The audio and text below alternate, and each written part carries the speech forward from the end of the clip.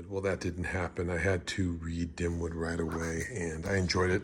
There's a lot to say about it. I won't say everything, but I want to just mention when it was sealed up, when I first received it, I remember looking at the back and seeing this image and knowing it was called Dimwood and had to do with a forest or some type of plant or tree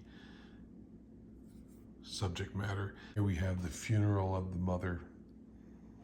And this woman, the main character, Shira, her name is either Portuguese or Spanish, meaning dry grass or olive branch or olive tree. So I found that interesting. Mother, here is that scene from the back cover.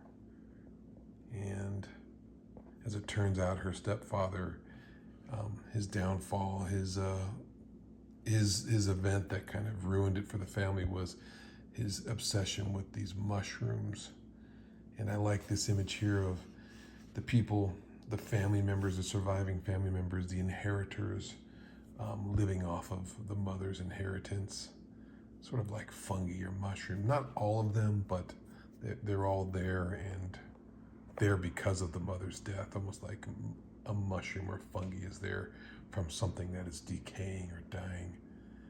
So I thought that was a nice little reference there. Although I think the little girl shows up briefly in the very beginning sequence when Zara is arriving in town. I found it interesting that she shows up at the mother's funeral as if this might be the essence of the mother or the reincarnation of the mom in some way, how she shows up at the funeral. And here we have those mushrooms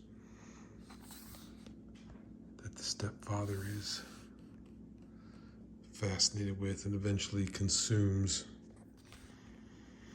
One last thing, I like this portrait of the stepfather, this painting, and it has a secret. There's something that goes along with this, a turn of events. And I almost think it has something to say about Corben's art and his subconscious or something maybe. I do like the branch curtain rods. We've seen homes around ours up here in the mountains where people have used manzanita branches, and that reminded me of that.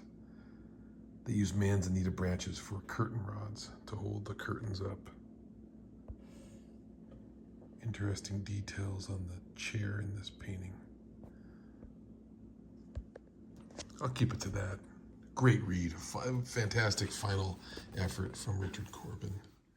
There are other stories I'm sure I've not read by him over the years, but bittersweet to read and enjoy this last one from him. Recommended.